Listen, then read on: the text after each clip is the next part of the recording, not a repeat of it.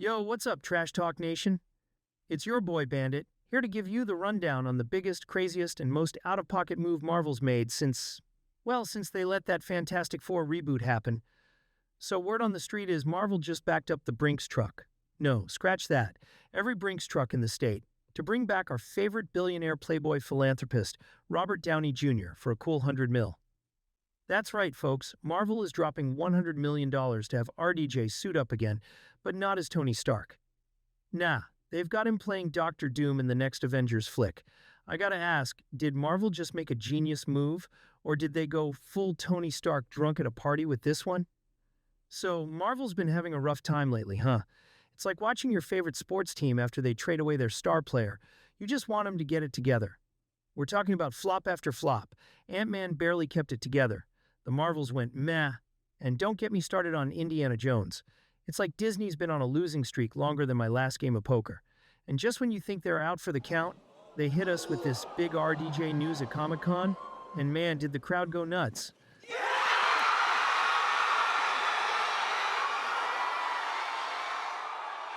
Like, I haven't seen that kind of hype since, well, Endgame. But here's the thing, this ain't just about money, fam. Sure, $100 million is a lot, but Marvel's really betting the farm on a nostalgia play.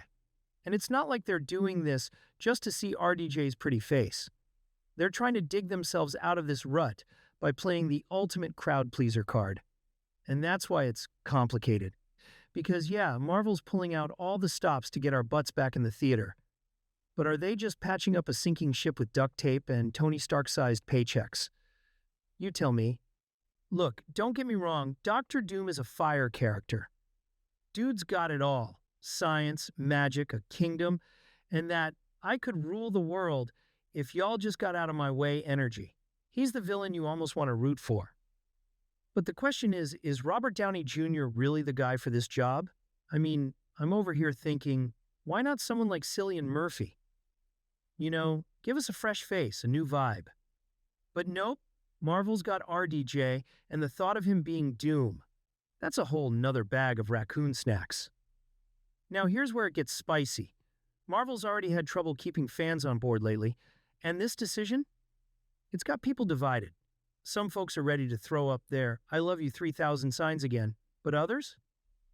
They're scratching their heads like, didn't this dude already have his big send-off? And yeah, I get it. Marvel needs that big splash.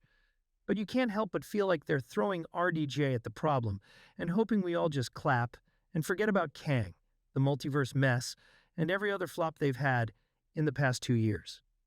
And let's talk about the elephant, or should I say the Iron Man, in the room. RDJ is stepping into Doom's metal boots, but how much of this is really about the character? Or are we just going to get Tony Stark 2.0 with a green cape? Marvel has a way of reshaping characters to fit the vibe of the movies. Look at the Guardians of the Galaxy. Before the MCU, they were serious space cops. But after the movies? It's all jokes, 80s music, and we are Groot. Marvel's got that kind of power to change the game, but will they end up making Doom too much like Tony? If they do, hardcore fans are gonna riot. And you gotta wonder what the long game is here. RDJ as Doom is gonna dominate the perception of the character for years. So when your average moviegoer thinks of Doctor Doom, they're not picturing some scarred-up dude with deep-rooted family values and a superiority complex. They're gonna see RDJ cracking one-liners. And what happens if Marvel decides to switch it up later? Are they really going to keep paying RDJ crazy money? Or are we just setting ourselves up for the most confusing character arc since, well, the last season of Game of Thrones? At the end of the day, bringing RDJ back is a Hail Mary that's going to get Marvel some short-term hype, no doubt. It's a buzzer beater to try and turn things around. But is it sustainable?